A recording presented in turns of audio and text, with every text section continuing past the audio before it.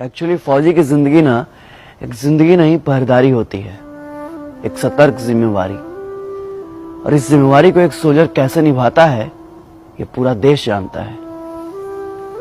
बात सिर्फ पैसे कमाने की होती तो और भी ऑप्शन थे हमारे पास, पर ये जो वर्दी मैंने पहनी है ना, इसे कोई आम इंसान खरीद नहीं सकता है। इसे कमाना पड़ता है, इसकी कीमत चुकानी पड़ती है। पहले घर का खाना हमें अच्छा नहीं लगता था, माँ परेशान रहती थी कि क्या बनाऊं इसके लिए। पर माँ, अब मैंने लाइफ के टेस्ट को चख लिया है। बाहर तुम्हारी चटनी की वो चटक नहीं है और ना ही ठेकुए की वो मिठास।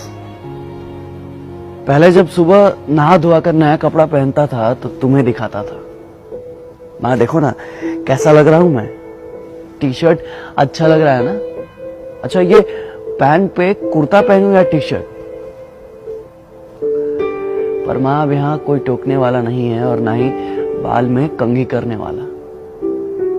लीलार पे जो तुम काला टीका लगाती थी ना, आज उस पे किसी की नजर लग गई है। जिंदगी जैसे बिना सेल्फ वाली बाइक सी हो गई है, जब भी स्टार्ट करना चाहता हूं स्टार्ट ही नहीं होती।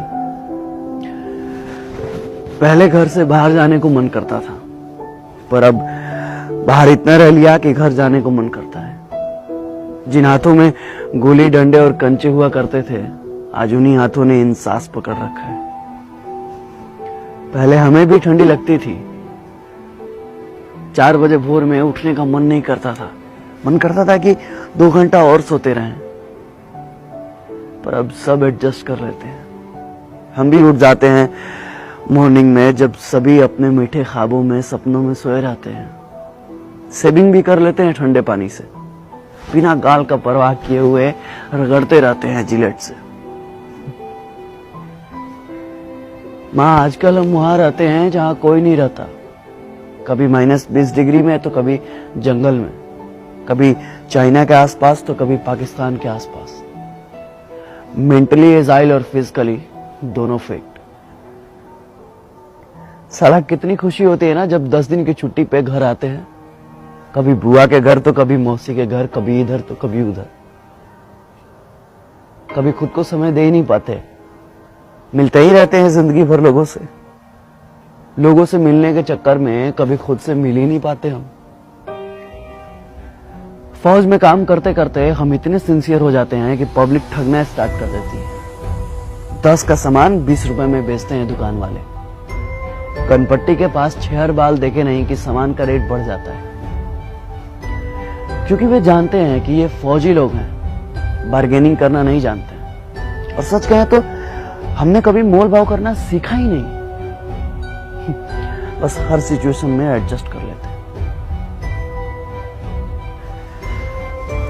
जो दोस्त हमें दोस्त समझते थे, आजकल वो हमें कैंटीन समझने लगे हैं।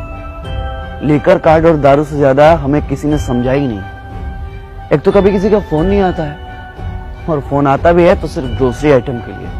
किसी को फेयर लवली चाहिए तो किसी को हॉर्लिक्स, तो किसी को अमेरिकन टूरिस्ट का बैग और किसी को स्पोर्ट शूज।